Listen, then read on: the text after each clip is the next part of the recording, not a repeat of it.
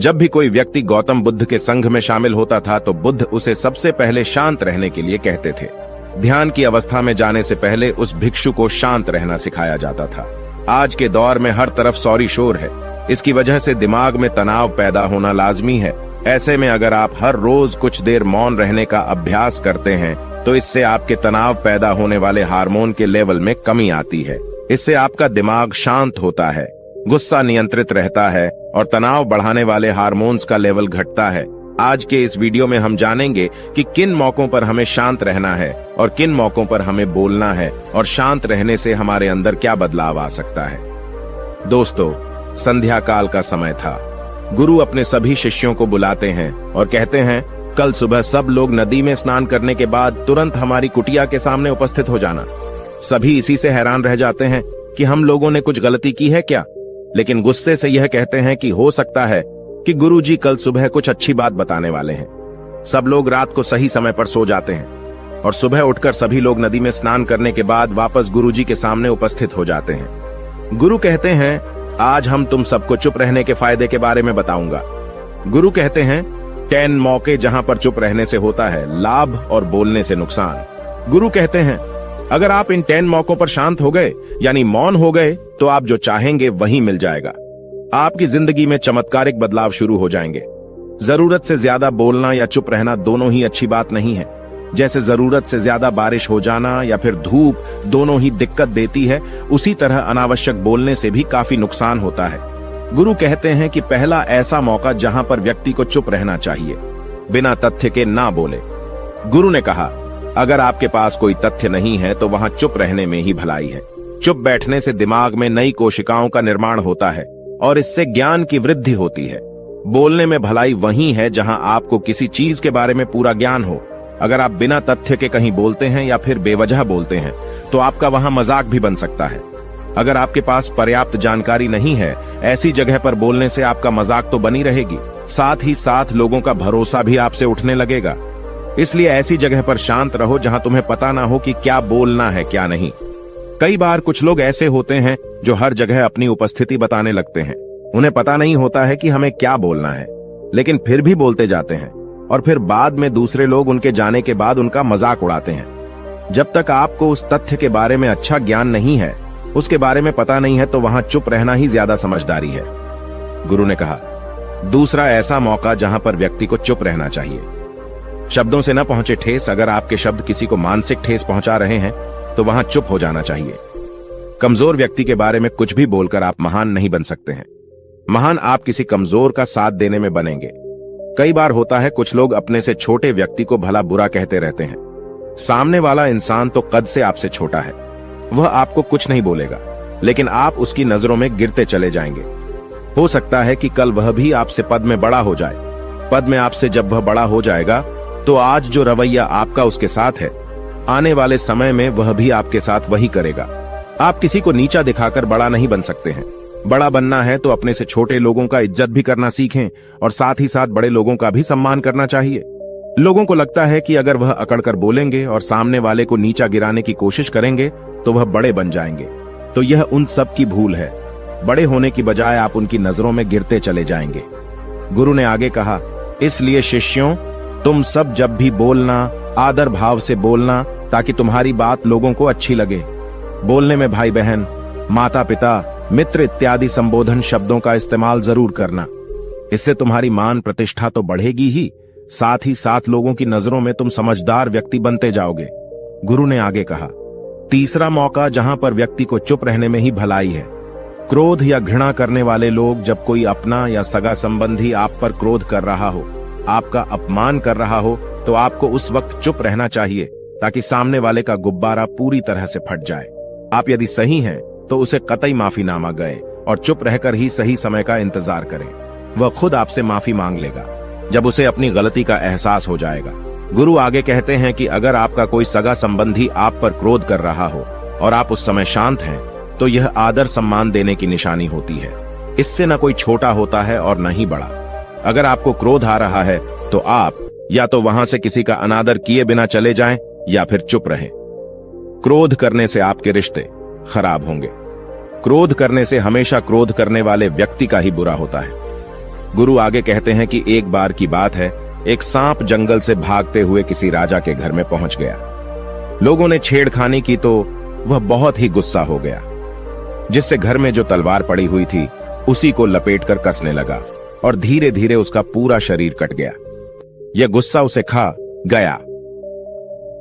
ठीक उसी प्रकार हमारा गुस्सा भी हमारे शरीर को तलवार की भांति काटता रहता है। गुस्सा ध्यान से खत्म होता है प्रतिदिन। अगर आप ध्यान की मुद्रा में बैठे हैं तो आपका गुस्सा आपके नियंत्रण में रहेगा। गुरु आगे कहते हैं कि यह तरीका है कि आप प्रतिदिन ध्यान का अभ्यास करें। इससे आपके शरीर में जो हार्मोन्स गुस्से को बढ़ावा देते हैं वह सब तुम्हारे नियंत्रण में रहेंगे, जिससे शरीर गुस्से पर आसानी तुम्हारा से काबू पा लेगा। लेकिन एक तरीका यह भी है कि जब भी आपको गुस्सा आए तो आप यह समझने का प्रयास करो कि क्या मेरा गुस्सा जायज है या नहीं। हमें वहां पर बोलना चाहिए कि नहीं। जब आप खुद इस बात का आकलन लगा पाएंगे तो आपको खुद पता चल जाएगा कि हमें गुस्सा करना चाहिए या नहीं। फिर भी आपको गुस्सा आ रहा है तो आप वहां से हटने का प्रयास करें, वहां से दूर चले जाएं। धीरे धीरे समय के साथ आपका दिमाग शांत हो जाएगा। गुरु ने कहा, चौथा ऐसा मौका जहां पर इंसान को बहुत ही समझदारी के साथ काम लेना चाहिए, वहां पर आपको चुप रहना ही चाहिए, जहां पर उस मुद्दे से आपका कोई संबंध ना हो। अगर आपका किसी मुद्दे से कोई संबंध ना हो तो वहां आपका चुप रहना बनता है। बिना किसी वजह अगर आप दूसरे के मुद्दे पर बोलेंगे तो यह आपके लिए अनिष्टकारी होगा। इसमें केवल और केवल आपका ही नुकसान है। जल्द ही आप किसी दो लोगों के बीच हो रहे विवाद में जल्दी अपनी टांग न डालें। अगर सामने वाला आपको बुला रहा है अपना झगड़ा शांत करवाने के लिए तो ही आप वहां पर जाएं। किसी की व्यक्तिगत जिंदगी में दखल अंदाजी नहीं देनी चाहिए जब तक कि वह व्यक्ति आपको नहीं बुलाता है। अपने झगड़े को शांत करवाने के लिए कुछ लोग फालतू में दूसरे के विवाद में कूद पड़ते हैं। इससे उनके मान सम्मान मर्यादा पर लोग उंगली उठाने लगते हैं। गुरु कहते हैं कि 10 मौकों में 5वां ऐसा मौका जहां पर व्यक्ति को बहुत ही समझदारी के साथ चुप रहना चाहिए। आपके शब्दों से किसी मित्र को हानि न पहुंचे। अगर आपके शब्द सामने वाले के परिवार या मित्रों की प्रतिष्ठा के बारे में बुरी झलक दिखा रहे हैं तो आपको चुप रहना चाहिए। किसी के परिवार या फिर मित्र के बारे में बुरा बोलने से केवल आप ही बुरे बनेंगे। जो चीज आसानी से खत्म की जा सकती है उसे अपने शब्दों से बड़ा न करें। बिना चिल्लाए बात करने का प्रयास करते रहना चाहिए। अगर आप बिना चिल्लाए कोई बात नहीं कह सकते तो आपका चुप रहने में ही भलाई है। किसी पर चिल्लाने से आपके व्यवहार के बारे में पता चलता है। ज्यादा बोलने से चीजें हमेशा खराब ही होती हैं। कई बार कुछ रिश्ते ज्यादा तेज बोलने की वजह से टूट जाते हैं। इसलिए अपनी आवाज में मीठापन लाएं। आपके शब्दों से आपके दोस्त को हानि नहीं पहुंचनी चाहिए। कभी कभी दोस्तों के जब हम मजाक हैं तो रहे कि आपके शब्दों से किसी का अनादर ना हो। मजाक को भी हमेशा शब्दों के मायने में ही रखें। जहां किसी को शब्दों से चोट लगे वहां चुप हो जाएं। ज्यादा बोलने से हमेशा नुकसान ही होता है। किसी और की प्रतिष्ठा को अपने शब्दों के माध्यम से उसे हानि नहीं पहुंचानी चाहिए। यदि आपके शब्दों से किसी और की प्रतिष्ठा को ठेस पहुंच रही है तो वहां आपको चुप हो जाना चाहिए। जब कोई व्यक्ति आपके सामने नहीं है तो आप उस व्यक्ति के बारे में बुरे शब्द किसी तीसरे व्यक्ति के सामने न बोलें। गुरु कहते हैं, छठा मौका जहां पर व्यक्ति को चुप रहना चाहिए, जब कोई कर रहा हो किसी की बुराई। जब कोई आदमी आपके सामने किसी तीसरे आदमी की बुराई कर रहा हो तब तुम्हें चुप रहकर बस सुनना चाहिए। अपनी राय व्यक्त नहीं करना चाहिए, क्योंकि जो आज आपके सामने किसी तीसरे की बुराई कर रहा है वह कल किसी और के सामने आपकी बुराई भी कर सकता है। यदि आपने कुछ कहा है तो नीति शास्त्र के अनुसार जो अपने मुंह को बंद रखता है और बुद्धि से काम करता है वही इंसान समझदार होता है। बिना जरूरत के बोलना, किसी के बारे में किसी के बीच में बोलना यह गलत बात है। कभी कभी हमारे लिए बुद्धिमानी इसी में होती है कि हमें अपना मुंह ऐसी जगह पर नहीं खोलना चाहिए। गुरु आगे कहते हैं कि 10 मौकों में 7वां ऐसा मौका जहां पर व्यक्ति को चुप रहना चाहिए, जब कोई नहीं समझे आपकी भावना। यदि आपको लग रहा है कि कोई व्यक्ति आपकी भावना, दुख या परेशानी को शब्दों में नहीं समझ रहा है, यदि आपको लग रहा है कि सामने वाला व्यक्ति आपकी भावना या दुख को या आपकी जो परेशानी है उसको वह समझ नहीं पा रहा है या समझने का प्रयास ही नहीं कर रहा है या वह आपको ध्यान से सुन ही नहीं पा रहा है, तो ऐसे व्यक्ति के सामने आप चुप ही रहें, क्योंकि ऐसे लोगों को आपकी भावना या दुख से कोई मतलब नहीं होता है। ऐसे लोगों को अपना राज बताकर आप पछताएंगे ही बाद में। इसलिए हर किसी को अपने मन की बात नहीं बतानी चाहिए। अगर आपको लग रहा है कि सामने वाला आपकी बात को नहीं समझ पा रहा है, आपकी भावनाओं को नहीं समझ पा रहा है, तो वहां पर आपको नहीं बोलना चाहिए, क्योंकि आज में आपका मजाक ही बन जाएगा जब आपको लगने लगे कि सामने वाला आपकी भावनाओं को ठीक तरीके से समझ रहा है, आप जो कह रहे हैं वह ठीक से सुन रहा है, तभी आप उसे अपनी बात कहें। गुरु कहते हैं कि 8वां मौका जहां पर आपको चुप रहना चाहिए, जब कोई इंसान अपना दुख व्यक्त करे। यदि कोई इंसान अपने दुख या परेशानी को आपको बता रहा है, तो इसका मतलब यह है कि वह आपको अपना समझ रहा है। ऐसे में तुरंत ही उसे समाधान बताने के बजाय चुप रहकर उसके दुख या समस्या को सुने। उसके दुख या समस्या को किसी और को न बताएं। वह इसलिए नहीं बता रहा है कि उसकी समस्याओं का समाधान कर देंगे, बल्कि वह इसलिए भी बता रहा है कि सामने वाला उसकी बात को समझ रहा है। कई बार बताने से दुख कम हो जाते हैं। आपको अपना दुख इसलिए बता रहा होगा कि उसे लग रहा है कि आप उसकी बात को समझ रहे हैं। दुख बांटने से कम हो जाता है। इसलिए जब कोई व्यक्ति अपना दुख आपसे व्यक्त करे, तो आप चुप मारकर उसकी बात को बहुत ही ध्यान से सुनें, ताकि उसके दुख कम हो जाएं। उसके मन का बोझ हल्का हो जाए, क्योंकि उसके मन में जो भी बातें थीं, वह आपको सब बता दिया। गुरु आगे कहते हैं कि 10 जगहों में 9 ही ऐसी जगह जहां पर आपको चुप रहना चाहिए।